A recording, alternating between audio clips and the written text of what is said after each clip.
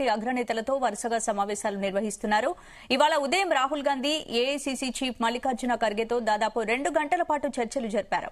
High command తో Revanth meetings సాగుతుండగానే మరోవైపు senior మంత్రి ఉత్తమ్ కుమార్ రెడ్డిని ఢిల్లీకి పిలుపు వచ్చింది. ఇక హైకమాండ్ పిలుపుతో హుటాహుటిన అస్సనకు వెళ్లారు ఉత్తమ్ కుమార్ రెడ్డి. దీంతో కాంగ్రెస్ లో కీలక పరిణామాలు జరగనున్నాయనే ప్రచారం సాగుతోంది. కొత్త మంత్రులకు శాఖల కేటాయింపుల కోసమే ఉత్తమ్ ను పిలిచారా, లేక ఇప్పుడున్న మంత్రుల శాఖల్లోనూ మార్పులుంటాయన్న చర్చ కొనసాగుతోంది. తెలంగాణకు సంబంధించి హైకమాండ్ కీలక నిర్ణయాలుంటాయనే టాక్ వినిపిస్తోంది.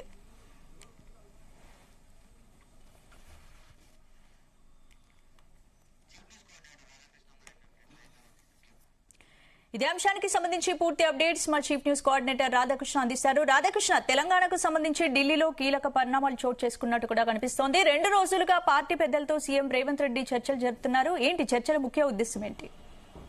గుడ్ ఈవినింగ్ స్పందన. మొత్తంగా ఢిల్లీలో మరొకసారి తెలంగాణ రాజకీయాలకు సంబంధించి హడావిడి కొనసాగుతుందని చెప్పవచ్చు. గత 2 రోజులుగా ఢిల్లీలో ఉన్నటువంటి సీఎం రేవంత్ రెడ్డి అధిష్టాన పెద్దలతో వరుసగా భేటీ అవుతూ వస్తున్నారు. సో ఈ రోజు ఏఐసీసీ అధ్యక్షుడు ఖర్గేతో పాటుగా రాహుల్ గాంధీని కలిశారు. సో కేసీ వేణుగోపాల్తో భేటారు.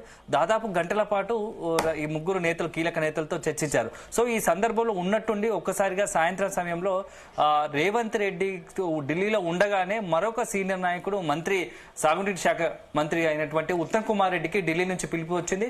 సో ఈ నేపథ్యంలో హుటాహుటిన ఉత్తమ్ కుమార్ రెడ్డి ఢిల్లీకి బయలుదేరడం వెనుక ఇప్పుడు రకరకాల చర్చలు, ఊహాగానాలు తెరపైకి వస్తున్నాయి.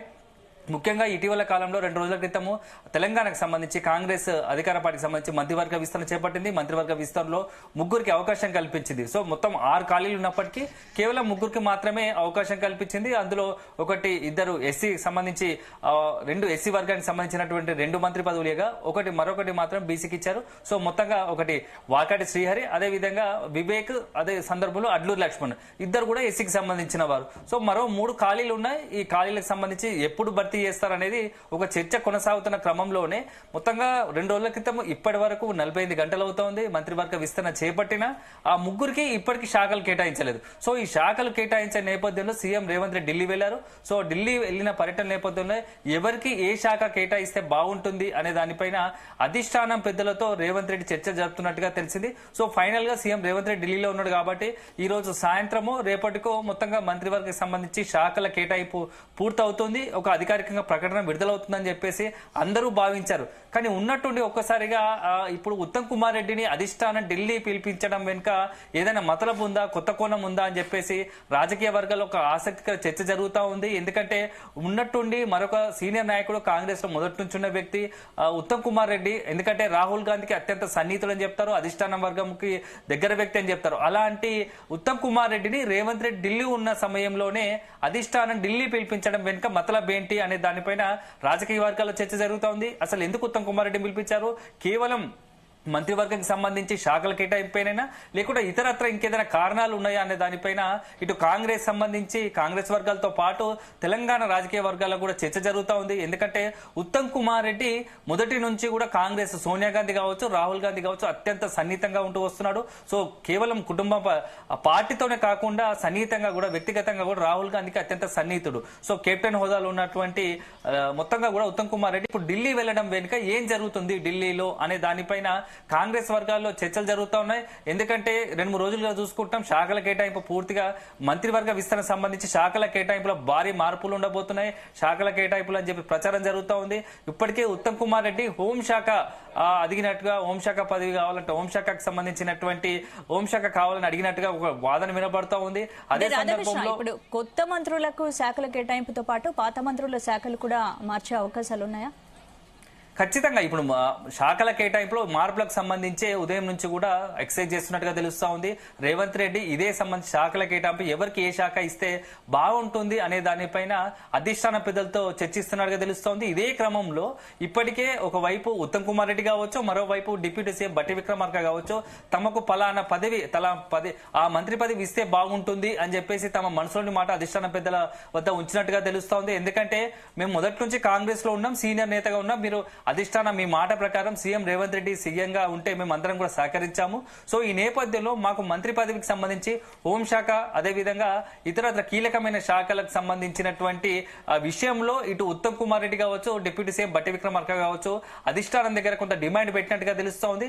ఈ నేపథ్యంలోనే ఇప్పుడు ఉత్తమ్ కుమార్ రెడ్డి ఢిల్లీ వెళ్లడం చర్చనీయాంశంగా మారింది. ఎందుకంటే ఉత్తమ్ కుమార్ రెడ్డి మొదటి నుంచి కూడా సో కాంగ్రెస్ లో కీలక నేతగా ఉంటూ వస్తున్న సందర్భంలో హోంశాఖ ప్రస్తుతం ఉన్నటువంటి సాగునీటి శాఖకు సంబంధించిన వ్యవహారంలో ఉత్తమ్ కుమార్ రెడ్డి కొంత అసంతృప్తిగా ఉన్నట్టు ఆ శాఖకు సంబంధించి తను పూర్తి స్థాయిలో సమర్థవంతంగా పనిచేయలేను, నాకు ఆ శాఖ మీద కొద్ది అవగాహన తక్కువ ఉందనేది పలు సందర్భాలు చెప్పినట్టుగా తెలుస్తోంది. ఈ నేపథ్యంలో హోంశాఖ కనుక కేటాయిస్తే నేను పూర్తి స్థాయిలో సమర్థవంతంగా పనిచేయగలుగుతానని చెప్పేసి అధిష్టానం వద్ద తన అభిప్రాయం చెప్పినట్టుగా తెలుస్తుంది. ఈ నేపథ్యంలో ఇప్పుడు మంత్రివర్గానికి సంబంధించి శాఖల కేటాయింపుపై చర్చ జరుగుతున్న నేపథ్యంలో ఉత్తమ్ కుమార్ రెడ్డి ఢిల్లీకి వెళ్తున్న నేపథ్యంలో ఒకవేళ ఉత్తమ్ కుమార్ రెడ్డికి హోంశాఖ ఇస్తారా లేకుంటే ఇంకేదైనా ఇతరత్ర కారణాలు ఉన్నాయా అని చెప్పి చర్చ జరుగుతోంది. ఎందుకంటే గత వారం 10 రోజులుగా చూసుకుంటే మొత్తంగా కూడా కాంగ్రెస్ సంబంధించి అధిష్టాన పెద్దలు మొత్తం కూడా తెలంగాణ కాంగ్రెస్ పైన ప్రత్యేకంగా ఫోకస్ పెట్టినట్టుగా తెలుస్తోంది. ఎందుకంటే ఇటీవల కాలంలో వేసినటువంటి జంబో 69 మందితో కలిసినటువంటి జంబో కమిటీలు ఏదైతే తెలంగాణకు సంబంధించి పొలిటికల్ స్ట్రాటజీ కమిటీ కావచ్చు, పొలిటికల్ అఫైర్స్ కమిటీ కావచ్చు, ఇతర అన్ని కమిటీలకు సంబంధించి కమిటీలు వేయడం, అదే దాంతో పాటు మంత్రివర్గ విస్తరణ చేపట్టడం, తద్వారా నిన్న పిసిసి కార్యవర్గం ఏర్పాటు. సో ఫుల్ ఫ్లెడ్జ్ గా కాంగ్రెస్ అధిష్టానం తెలంగాణపై ఫోకస్ పెట్టింది కాబట్టి వరుసపెట్టి నిర్ణయాలు జరుగుతున్నాయి. ఈ నేపథ్యంలో మంత్రివర్గకు సంబంధించినటువంటి శాఖల కేటాయింపు ఇతరత్ర వ్యవహారాలపై కూడా చర్చించే అవకాశం ఉన్నట్టుగా తెలుస్తోంది.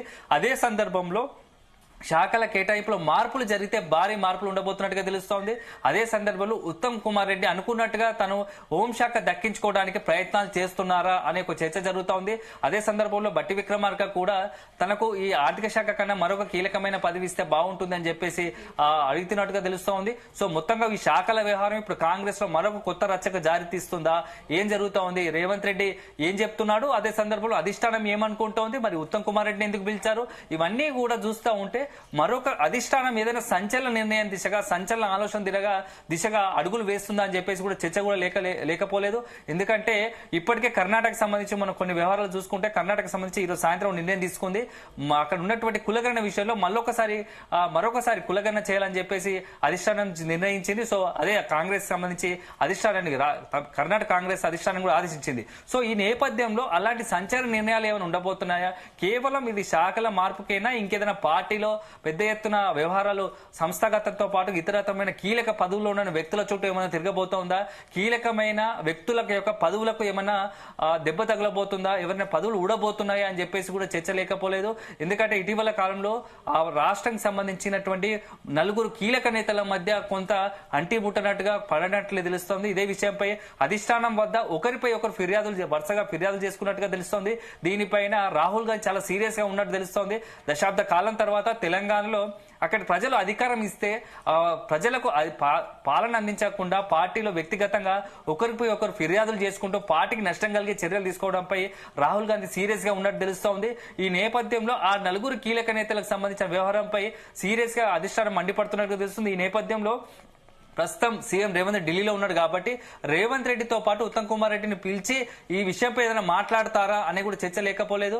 అదే జరిగితే ఏం జరుగుతోంది రాష్ట్ర కాంగ్రెస్ లో, ఎవరి పదవి ఊస్టింగ్ కాబోతుంది అనేది కూడా చర్చ జరుగుతోంది. సో మొత్తంగా ఇప్పుడు ఉన్నటువంటి పరిస్థితుల్లో కాంగ్రెస్ సంబంధించి ఎవ్రీ మినిట్ ఢిల్లీలో ఏం జరుగుతుంది అనే దానిపైన ఇక్కడ ఉన్నటువంటి ఎప్పటికప్పుడు ఎమ్మెల్యేలు కావచ్చు, మంత్రులు కావచ్చు ఆరాధీసే ప్రయత్నం చేస్తున్నారు. ఎందుకు ఉత్తమ్ కుమార్ రెడ్డిని ఢిల్లీకి పిలిపించారు అధిష్టానం, 2 రోజులుగా సీఎం రేవంత్ రెడ్డి ఢిల్లీలో ఉన్నప్పటికీ ఏ నిర్ణయం రాకపోక ఉన్నట్టుండి ఉత్తమ్ కుమార్ రెడ్డి ఎందుకు పిలిచారు, ఉత్తమ్ కుమార్ రెడ్డితోనే ఆగిపోతుందా, లేకుంటే నెక్స్ట్ బట్టి విక్రమార్క లేకుంటే పిసిసి అధ్యక్షుడు మహేష్ కుమార్ గౌడ్ ను పిలిపిస్తారా, ఎందుకు పిలిపించారు, ఏం చేయాలనుకుంటుంది అధిష్టానం కాంగ్రెస్, తెలంగాణ కాంగ్రెస్ లో భారీ మార్పులు ఏమైనా చేపట్టబోతుందా, ఎందుకంటే వరుసపెట్టి కొన్ని నిర్ణయాలు తీసుకుంటున్న సందర్భంలో పిసిసి కార్యవర్గం ఏర్పాటు చేసిన నేపథ్యంలో ఇంకేదైనా నామినేటెడ్ పోస్టులతో పాటు ఇతరత ఆ శాఖల మార్పు, ఇంకేదైనా పదవుల మార్పు ఏదైనా జరగబోతోందా అని చెప్పేసి ఒక చర్చ జరుగుతూ ఉంది. సో అదే జరిగితే రేపు ఈ రోజు రాత్రి కానీ రేపు ఉదయం కానీ తెలంగాణ కాంగ్రెస్ సంబంధించి ఒక సంచలన నిర్ణయం ఏదైనా రావచ్చు అని చెప్పేసి పార్టీ శ్రేణులు ఎక్స్పెక్ట్ చేస్తా ఉన్నాయి. సో అది కేవలం మంత్రికి సంబంధించి మంత్రి పదవుల శాఖల కేటాయింపైనా, లేకుంటే పార్టీకి సంబంధించి పదవుల విషయంలోనా, లేకుంటే నామినేటెడా, లేకుంటే ఇంకా ఇతరత్ర ఎవరిదైనా పదవులకు ఇబ్బందికర పరిస్థితి రాబోతుందా అనేది మాత్రం కాస్త ఆసక్తికరంగా మారిందని చెప్పవచ్చు. స్పందన. Right, thanks for the updates.